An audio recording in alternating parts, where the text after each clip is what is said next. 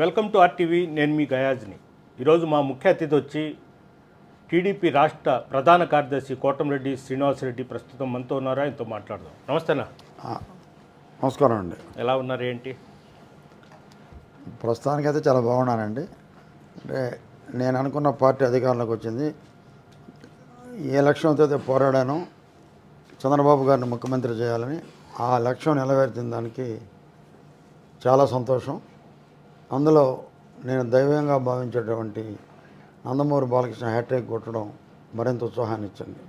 ఒకటి అంటే ఈ 5 ఏళ్ల కాలంలో జగన్మోహన్ రెడ్డి ఈ 5 ఏళ్ల కాలంలో ఫస్ట్గా మీరు జనార్దన్ రెడ్డి అంటే 2 ఇయర్స్ ఉండగా 2 ఇయర్స్ బ్యాక్ అనుకుంటా జనార్దన్ రెడ్డి కాలనీలో అక్కడి నుంచి ఉద్యమం స్టార్ట్ అయింది.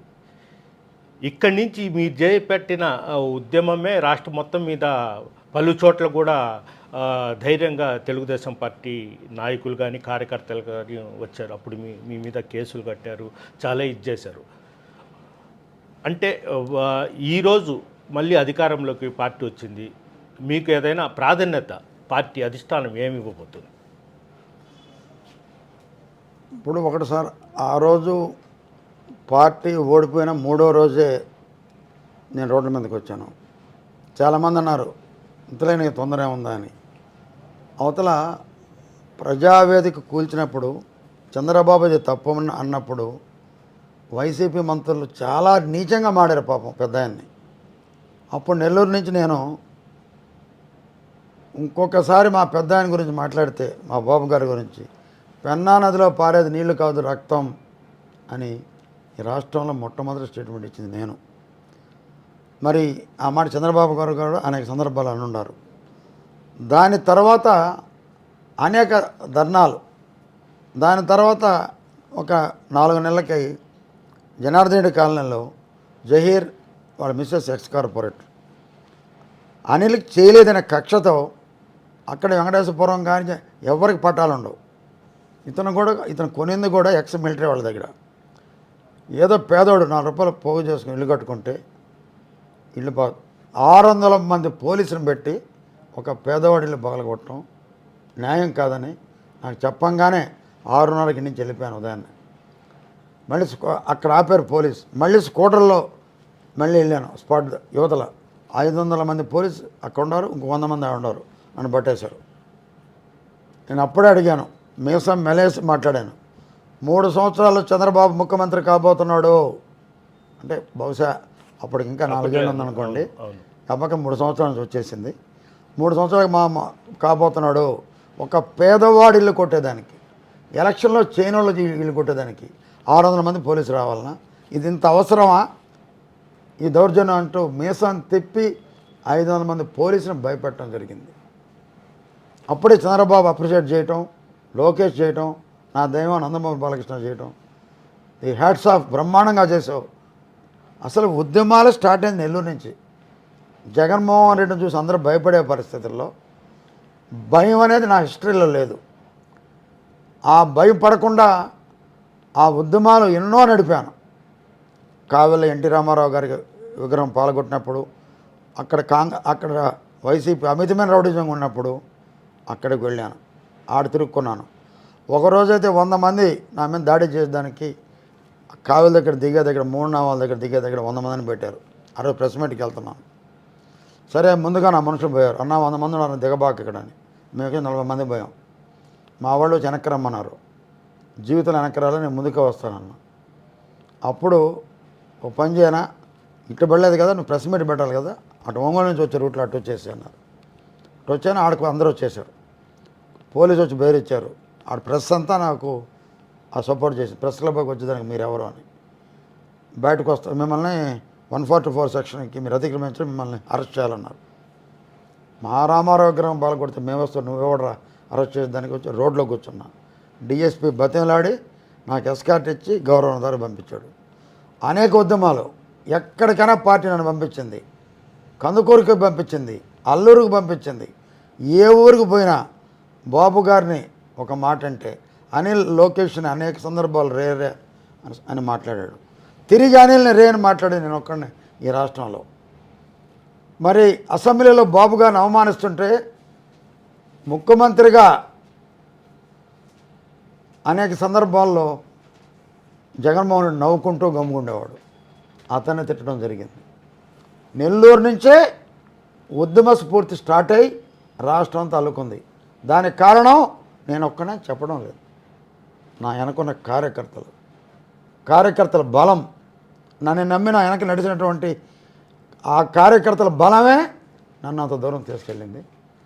తెలుగుదేశం పార్టీలో కొంతమంది నాయకులు అండదండలు, కొంతమంది అదే రకంగా బాలకృష్ణ గారి ధైర్యం, వేల మంది నా వెంట నడిచారు, ఉద్యమం చేయగలిగారు. ఒకటి శ్రీనివాసరెడ్డి గారు, ఇప్పుడు మీరు సుమారుగా ఒక 10-15 సంవత్సరాల నుంచి పార్టీ కోసం పనిచేస్తున్నారు. అంటే 2019లో కూడా మీకు టికెట్ 14లో టికెట్ ఇస్తామన్నారు. తర్వాత మొన్న కూడా టికెట్ ఇస్తామని చెప్పారు. ఎందువల్ల మీకు అంటే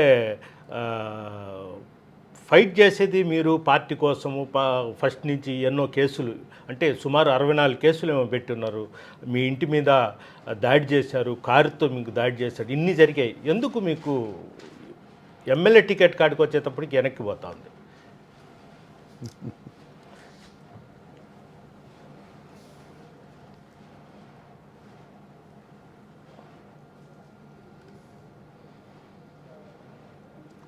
ఇప్పుడు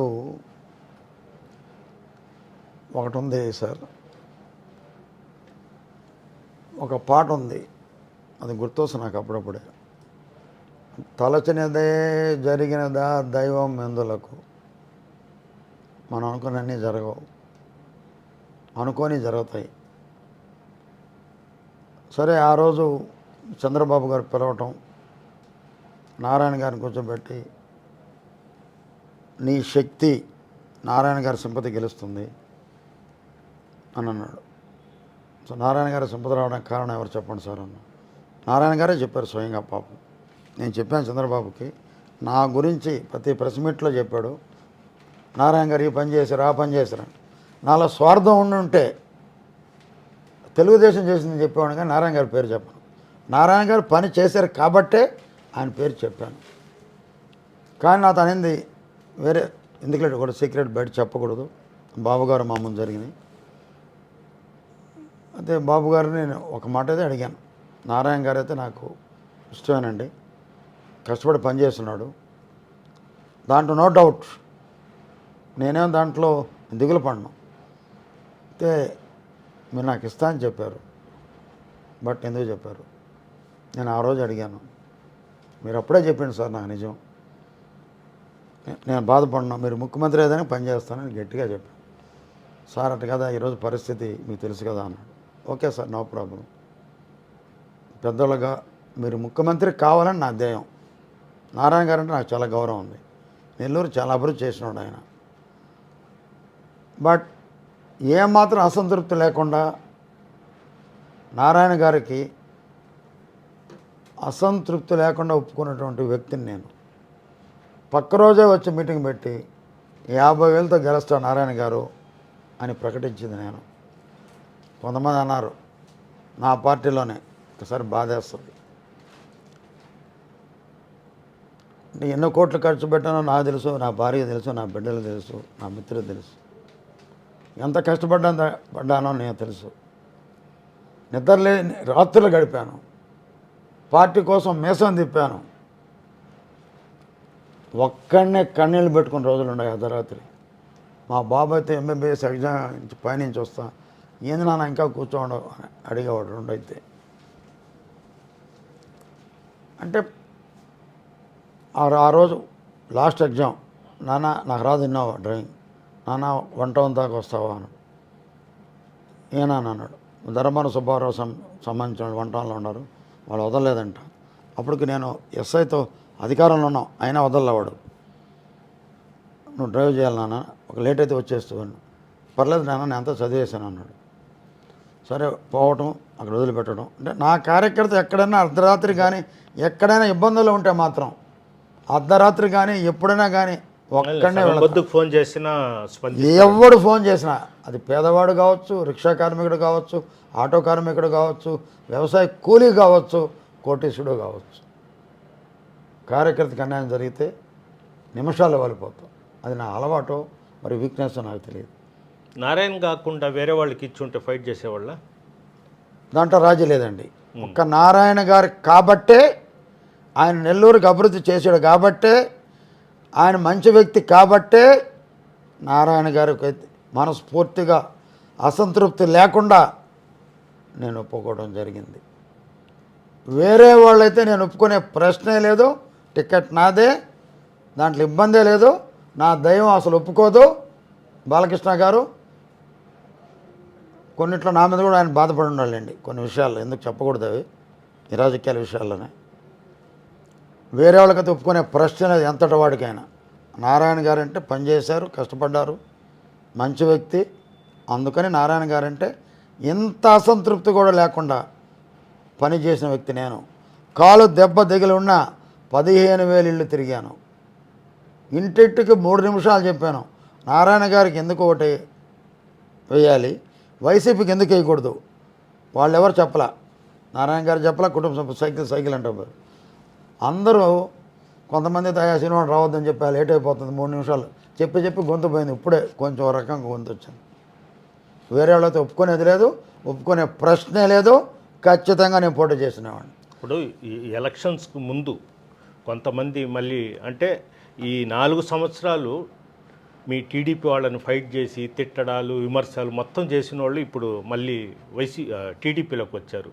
అంటే పాత నీరు వెళ్ళి కొత్త నీరు వచ్చినట్టు కొంతమంది అసంతృప్తి మీ వాళ్ళే చెప్తున్నారు ఇట్ అయిపోయిందని. నిజంగా పాత వాళ్లకు న్యాయం జరుగుతుందా అని మీరు భావిస్తారా?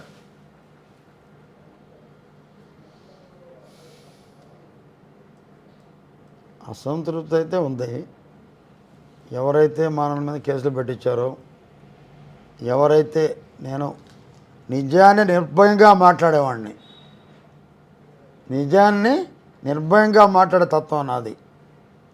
ముందొక మాట వెనకొక మాట మాట్లాడే అలవాటు నాకు లేదు. అందుకే నన్ను బాలకృష్ణ లైక్ చేశాడు. కార్యకర్తల్లో ఉండే మాట నిజం. మమ్మల్ని మొన్నటిదాకా ఇబ్బంది పెట్టి, మా మీద రౌడీ షీట్లు పెట్టి, ఇక్కడే ఉండే నాగేంద్ర అనే అబ్బాయి బాలాజీ మీద అక్రమంగా తినేడ్చామని కేసు పెట్టి, వందలాది మంది కార్యకర్తల మీద అక్రమ కేసులు పెట్టి, ఇంకా పేరు చెప్పాలంటే గంట కావాలి. పాపం 4.5 సంవత్సరం ఎండనక వాననక 5 ఏళ్ళు పనిచేసిన వాళ్ళు డెఫినెట్గా అసంతృప్తి ఉంది, బాధపడతారు. అయితే వీళ్ళకు నారాయణ గారు తప్పకుండా పాత వాళ్ళకి న్యాయం చేస్తాడు అనేటువంటి అచంచల విశ్వాసం నాకుంది. నారాయణ గారు తప్పకుండా కార్యకర్తలకు మేలు చేస్తారనేటువంటి విశ్వాసం నాలో పూర్తిగా ఉంది. సార్ ఇంకొకటి అంటే మీరు ఎన్నో ఉద్యమాలు చేపట్టారు, కష్టకాలంలో ఉన్నప్పుడు పార్టీ కోసం పనిచేశారు. మీ అంట చాలామంది వందలాది మంది యూత్ కానీ ప్రజలు కానీ మొత్తం ఇచ్చేశారు. మీకు అధిష్టానం ఏమైనా హామీ ఇచ్చింది? అంటే మీరు బాగుంటే మీ కింద స్థాయి వాళ్లకు మీరు ఏదైనా చేయగలరు, పార్టీని కూడా ఇంకా బలోపేతం చేయవచ్చు. మీకు ఏం అధిష్టానం గుర్తించకుంటే మీరు డల్ అవుతారు, మీ కింద కార్యకర్తలు కూడా డల్ అవుతారు. మీకు ఏమైనా పార్టీ అధిష్టానం ఏమైనా హామీ ఇచ్చిందా? ఇప్పుడు సార్ ఒకటి ఉంది, జూనియర్ ఇంటర్ నుంచి దాదాపు 40 ఏళ్ళుగా రాజకీయాల్లో ఉన్నా. 18 సంవత్సరాలు కాంగ్రెస్ సేవ చేశా, 24 ఏళ్ళు తెలుగుదేశానికి సేవ చేశా, దాదాపు 42 ఏళ్ళు అనుకుంటా. జూనియర్ ఇంటర్ 16 ఏట కాలేజీలో గెలిచా, విద్యార్థి నాయకుడిగా జిల్లా అంతా నడిపించా. రాష్ట్ర ఎన్నికలు, ఈ రాష్ట్రం ఎన్నికలు బ్యాన్ చేసింది కూడా మా వాళ్ళే. అది ఉండేవాళ్ళకి ఎవరికి తెలియదు. ఎన్ఎస్ఏ వాళ్ళని చంపటం కావేల్లో, వీళ్ళు ఏబీపీ వాళ్ళని చంపటం, మేమంతా పోయి మాట్లాడి ఎలక్షన్లో ఒరిగే లేదు, వద్దాకు విద్యార్థుల జీవితాలు నాశనం అయిపోతున్నాయి, అప్పుడు బ్యాన్ చేయమని చెప్పి అప్పుడు చెన్నారెడ్డి గారు చెప్తే అప్పుడు ఎలక్షన్ బ్యాన్ అయింది మా వాళ్ళే. ఉండే ఏ విద్యార్థి సంఘానికి తెలియదు. అవును సరే, ఆనాటి వీఆర్సీ ఒక వైభవం, ఆనాటి సర్వదా వైభవం ఇంకా రావనుకోండి. మీతోనే లాస్ట్ అది లాస్ట్ నాతోనే లాస్ట్. మరి 40 ఏళ్ళుగా ఒక ఎమ్మెల్యేని కాదు, ఒక మంత్రిని కాదు, ఏమీ కాదు, అనుకోని పరిస్థితుల్లో ఆనవాళ్ళ మీద కౌన్సిలర్గా పోటీ చేయడం జరిగింది 2000 అనుకోకుండా. అప్పుడే పార్టీ మారడం జరిగింది. నేను కౌన్సిలర్ కావాలంటే 80 ఏళ్ళు అయి ఉండేవాడిని. ఇక్కడ నా మనుషులు పెట్టి గెలిపించాను. దాని తర్వాత గెలిపించాను. నాకు ఎమ్మెల్యే మీద కోరిక చిన్నప్పటి నుంచి. ఎందుకో తెలుసా?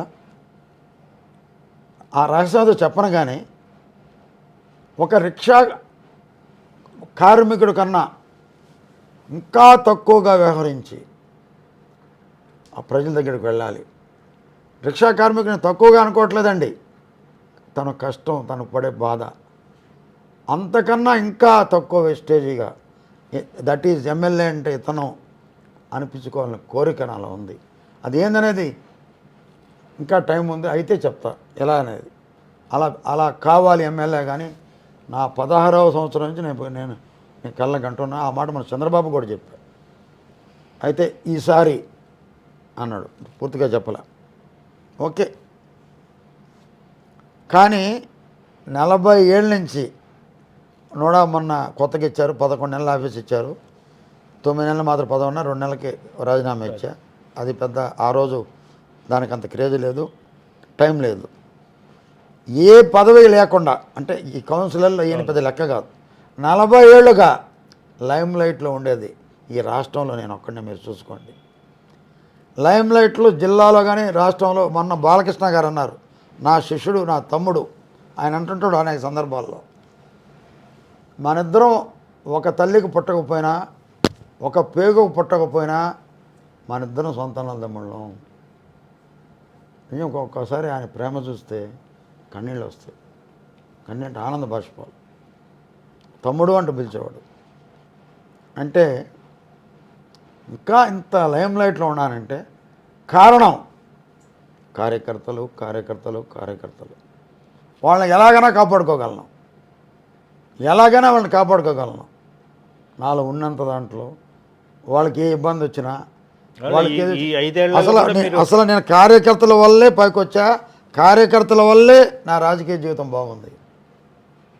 నాకు ఈరోజు ఒక దేవుడు దొరికాడు, బాలకృష్ణ సార్.